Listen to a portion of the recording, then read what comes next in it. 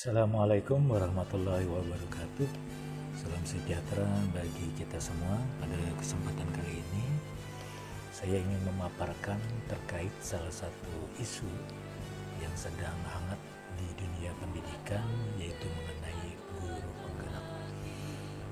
Dengan harapan mudah-mudahan apa yang saya paparkan ini memberikan pemahaman yang cukup ya mengenai apa itu guru penggerak dan hal-hal yang berkaitan dengan program guru penggerak itu sendiri. Bahwa guru penggerak itu merupakan program yang diinisiasi oleh Kemendikbudristek sebelumnya. Nah, program ini tujuannya adalah untuk menciptakan agen perubahan dalam dunia pendidikan, di mana guru diposisikan sebagai motor penggerak transformasi pendidikan di sekolah dan komunitasnya. Guru penggerak diharapkan menjadi aspirasi teladan serta pemimpin pembelajaran yang mampu mendorong tumbuhnya ekosistem pembelajaran yang berpihak kepada murid. Adapun ciri-ciri guru penggerak, yang pertama yaitu berpusat pada murid. Guru penggerak memprioritaskan kebutuhan dan perkembangan murid dalam setiap proses pembelajaran. Yang kedua, guru penggerak itu berpikir inovatif, yaitu mampu menciptakan solusi kreatif untuk meningkatkan kualitas pembelajaran. Yang ketiga, guru penggerak merupakan pemimpin pembelajaran, menjadi teladan dalam membangun budaya belajar yang positif. Yang keempat, guru penggerak bersifat kolaboratif, yaitu mampu bekerjasama dengan berbagai pihak untuk mendorong perubahan.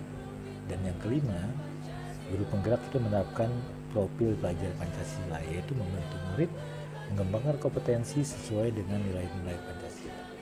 Adapun tujuan dari program guru penggerak, yang pertama yaitu meningkatkan kualitas pendidikan melalui inovasi pembelajaran. Kemudian yang kedua, mengembangkan kepemimpinan guru agar mampu menjadi penggerak perubahan di sekolah dan komunitas.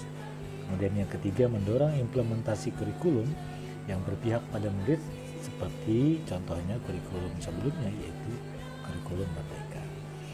Adapun tugas dan peran guru penggerak, yang pertama yaitu membimbing rekan sejawat untuk meningkatkan kualitas pembelajaran. Yang kedua, mengembangkan strategi pembelajaran yang sesuai dengan kebutuhan murid. Yang ketiga, menjadi mitra kepala sekolah dalam membangun budaya belajar yang lebih baik. Yang keempat, menginspirasi komunitas pendidikan melalui praktik baik. Proses menjadi guru penggerak. Untuk menjadi guru penggerak, guru harus mengikuti program pendidikan khusus yang melibatkan pelatihan, pendampingan, dan praktek lapangan selama beberapa bulan atau 6 bulan tepat. Program ini memberikan modul yang utamanya meliputi kepemimpinan pembelajaran, manajemen perubahan, dan strategi pembelajaran inovatif. Apakah program guru penggerak itu ada di negara lain? Program guru penggerak dengan nama dan konsep spesifik seperti yang dijalankan oleh Kemendikbudristek tidak secara langsung ditemukan di luar negeri, namun berbagai negara memiliki inisiatif serupa yang berfokus pada pemberdayaan guru sebagai agen perubahan dan pemimpin dalam pendidikan. Berikut adalah beberapa contoh program dan konsep sejenis di luar negeri. Yang pertama yaitu Teacher Leadership Program di Amerika Serikat, yaitu banyak distrik dan organisasi pendidikan di Amerika Serikat memiliki program pelatihan kepemimpinan guru seperti National Board for Professional Teaching Standards atau NBTTS atau Teacher Leadership Innovation, yang tujuannya adalah untuk melatih guru menjadi pemimpin pembelajaran di sekolah dan komunitas mereka sambil mempromosikan inovasi di kelas. Yang kedua, Global Teacher Leadership, yaitu program yang diinisiasi oleh lembaga seperti Global Teacher Prize atau organisasi nirlaba seperti Teach for All, yang berfokus pada pengembangan guru-guru inovatif yang menjadi teladan bagi komunitas global. Guru-guru ini dilatih untuk menyelesaikan masalah pendidikan lokal dengan cara kreatif dan kolaboratif. Yang ketiga, Professional Learning Communities atau PLC di Kanada dan Inggris. Di negara seperti Kanada dan Inggris terdapat inisiatif Professional Learning Communities atau PLC tadi, di mana guru bekerja sama untuk meningkatkan pembelajaran berbasis data, kolaborasi, dan inovasi. Program ini menekankan pengembangan profesional guru sebagai pemimpin dalam menciptakan perubahan di sekolah. Yang keempat, Master Teacher Program di China atau di Cina itu memiliki program yang disebut tadi, yaitu Master Teacher Program, di mana guru-guru terbaik itu dilatih untuk menjadi mentor bagi rekan sejawat mereka. Guru ini menjadi agen perubahan di sekolah dengan memperkenalkan metode pengajaran baru dan mendukung kebijakan sekolah. Yang kelima, Teacher First Leadership Development Program di Inggris. Program ini dirancang untuk melatih guru agar tidak hanya menjadi pendidik, tetapi juga pemimpin di bidang pendidikan. Mereka diberikan pelatihan dalam mengelola kelas, mengatasi kesenjangan pendidikan, dan menginspirasi murid untuk mencapai potensi mereka. Lalu apa perbedaannya dengan program guru penggerak di Indonesia? Meskipun ada kesamaan dalam tujuan, yaitu mendorong guru menjadi inovator dan pemimpin, program guru penggerak di Indonesia lebih menekankan pada pendekatan berbasis nilai-nilai lokal, yaitu profil pelajar Pancasila dan konteks unit pendidikan di Indonesia. Lalu yang ketiga, apakah guru penggerak layak menjadi kepala sekolah atau pejabat lain yang sejenis? Yang sekarang ini juga menjadi salah satu isu yang sedang hangat di dunia pendidikan kita. Ketahuilah Bapak Ibu semuanya, guru penggerak itu memiliki potensi besar untuk menjadi seorang kepala sekolah karena program guru penggerak dirancang untuk melatih guru menjadi pemimpin pembelajaran dan agen perubahan di sekolah. Namun, kelayakan seorang guru penggerak menjadi kepala sekolah juga tergantung pada faktor lain seperti kompetensi individu, pengalaman, dan kebutuhan sekolah. Berikut ada beberapa alasan mengapa guru penggerak layak menjadi kepala sekolah. 1. Memiliki kompetensi kepemimpinan.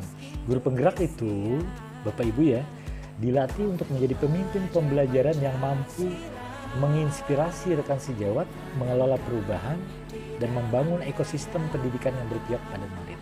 Kompetensi ini sejalan dengan tugas utama kepala sekolah sebagai pemimpin di satuan pendidikan. Yang kedua, berorientasi pada murid.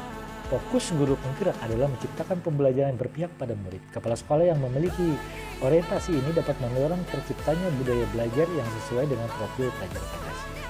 Yang ketiga, berpikir inovatif dan adaptif. Program guru penggerak melatih guru untuk berpikir kritis, inovatif, dan adaptif terhadap perubahan, misalnya dalam menghadapi tantangan seperti implementasi kurikulum. Ini adalah kualitas penting untuk kepala sekolah, terutama dalam konteks pendidikan yang terus berkembang. Yang keempat, kemampuan kolaborasi. Guru penggerak dibekali kemampuan membangun kerjasama dengan berbagai pihak, termasuk guru, orang tua, dan komunitas. Sebagai kepala sekolah, kemampuan ini sangat penting untuk menciptakan sinergi di lingkungan sekolah. Yang kelima, punya pengalaman praktis. Jadi melalui program guru penggerak, peserta mendapatkan pengalaman langsung menerapkan perubahan di lingkungan sekolah. Pengalaman ini menjadi modal berharga saat menjabat sebagai kepala sekolah. Tantangan yang mungkin dihadapi meskipun memiliki potensi besar, guru penggerak juga menghadapi beberapa tantangan ketika menjadi kepala sekolah seperti 1. Persyaratan formal. Guru penggerak tetap harus memenuhi persyaratan administratif untuk menjadi kepala sekolah, termasuk sertifikasi dan jenjang karir tertentu. Yang kedua, pengalaman manajerial. Kepala sekolah membutuhkan pengalaman manajerial yang luas, termasuk dalam pengelolaan keuangan dan administrasi yang mungkin belum terarah sebelumnya selama menjadi guru penggerak. Yang ketiga, dukungan eksternal. Keberhasilan seorang kepala sekolah juga tergantung pada dukungan dari guru lain, komite sekolah, dan pemerintah. Kesimpulannya Bapak Ibu, guru penggerak sangat layak menjadi kepala sekolah karena mereka telah dibekali kompetensi kepemimpinan, inovasi, dan berpihak pada murid. Namun untuk menjadi kepala sekolah yang efektif, mereka juga perlu melengkapi diri dengan pengalaman dan pengetahuan tentang manajemen sekolah. Lalu apa perbedaan guru penggerak dengan guru yang belum menjadi penggerak? 1. Fokus pada kepemimpinan pembelajaran. Guru penggerak itu telah dibekali pelatihan khusus untuk menjadi pemimpin pelajaran di sekolah. Mereka diharapkan menjadi agen perubahan yang memotivasi rekan sejawat dan komunitas untuk menciptakan lingkungan belajar yang lebih inovatif dan berpihak pada murid. Sedangkan guru yang bukan penggerak, fokus utama biasanya pada tugas mengajar di kelas tanpa peran tambahan seperti pemimpin dalam inovasi pembelajaran atau perubahan budaya sekolah. Yang kedua, pelatihan dan kompetensi. Guru penggerak itu mengikuti program pelatihan intensif dari Kemendikbudristek yang mencakup kepemimpinan pembelajaran, strategi inovasi pendidikan, pengembangan budaya sekolah yang berpihak pada murid. Kompetensi ini mencakup kemampuan mendampingi rekan sejawat, mengelola perubahan dan membangun ekosistem belajar yang kolaboratif. Sedangkan guru yang bukan penggerak itu biasanya tidak memiliki pelatihan khusus untuk peran kepemimpinan atau manajemen perubahan di sekolah. Kompetensi mereka lebih berfokus pada pengajaran berbasis kurikulum standar. Yang ketiga, peran dalam komunitas sekolah. Guru penggerak itu berperan aktif dalam membimbing guru lain, menjadi contoh praktik baik dan membantu kepala sekolah mengembangkan visi pendidikan sekolah. Mereka juga sering dilibatkan dalam keputusan penting di sekolah. Sedangkan guru yang bukan guru penggerak umumnya hanya menjalankan peran sebagai pengajar dan pendidik di kelas tanpa tanggung jawab sebagai mentor atau pemimpin komunitas sekolah. Yang keempat, inovasi pembelajaran. Guru penggerak selalu mencari cara inovatif untuk meningkatkan kualitas pembelajaran, misalnya melalui pendekatan berbasis proyek, pembelajaran berdiferensiasi, atau metode kreatif lainnya yang berpihak pada murid. Sedangkan guru yang bukan penggerak itu cenderung menggunakan metode pembelajaran konvensional yang sesuai dengan standar kurikulum tanpa banyak eksperimen atau inovasi baru. Yang kelima, orientasi pada murid. Guru penggerak itu berpihak sepenuhnya pada murid, memastikan kebutuhan, minat, dan potensi murid menjadi pusat dalam proses pembelajaran. Ini sesuai dengan nilai yang ada pada profil pelajar Pancasila. Sedangkan guru yang bukan guru penggerak, pendekatan pengajaran biasanya lebih terfokus pada penyelesaian target kurikulum dibandingkan dengan memberikan perhatian pada kebutuhan individu murid. Yang keenam, pengaruh di luar kelas. Guru penggerak itu berperan sebagai inspirasi di komunitas pendidikan, sering dilibatkan dalam forum diskusi, pelatihan guru lain, dan program pengembangan sekolah. Guru yang bukan penggerak biasanya tidak terlibat aktif dalam kegiatan di luar tugas mengajar, kecuali ada urusan khusus, ada arahan khusus dari kepala sekolah. Jadi kesimpulannya, Bapak Ibu, guru penggerak adalah guru yang memang telah dilatih dan diberi tanggung jawab lebih untuk menjadi pemimpin perubahan dalam dunia pendidikan, baik di tingkat sekolah maupun komunitas. Sementara itu, guru yang bukan guru penggerak itu menjalankan peran tradisional sebagai pengajar di kelas yang cenderung itu tidak memiliki tanggung jawab tambahan untuk melakukan inovasi atau menjadi pemimpin pembelajaran. Yang kelima, apakah program guru penggerak lebih baik dihentikan atau diteruskan? Sebagai program yang dirancang untuk meningkatkan kualitas pendidikan di Indonesia, program guru penggerak memiliki nilai yang sangat penting. Berikut adalah pandangan objektif Bapak Ibu, tentang mengapa program ini sebaiknya diteruskan dengan beberapa perbaikan jika diperlukan. Nah, ini juga menjawab salah satu isu yang sedang mengupkah saat ini, apakah guru penggerak programnya itu harus dihapus atau seperti apa. Mengapa guru penggerak itu sebaiknya diteruskan? Bapak Ibu, satu, meningkatkan kualitas guru. Bahwa program ini memberikan pelatihan intensif untuk meningkatkan kompetensi guru, terutama dalam hal kepemimpinan pembelajaran, inovasi dalam pengajaran, pendekatan yang berpihak pada murid. Guru yang terlatih dengan baik adalah kunci untuk menciptakan sistem pendidikan yang lebih baik. Nah, ini juga sejalan dengan kurikulum yang dikatakan Pak Menteri Prof. Abdul Mu'i, yaitu kurikulum yang berbasis deep learning. Ketiga, menciptakan agen perubahan di sekolah. Guru penggerak berperan sebagai motor penggerak transformasi pendidikan di sekolah dan komunitasnya. Hal ini sangat penting Bapak Ibu dalam menghadapi tantangan implementasi kebijakan kurikulum Merdeka dan profil pelajar Pancasila yang sampai saat ini masih berjalan. Yang ketiga, mengatasi masalah pendidikan di tingkat lokal.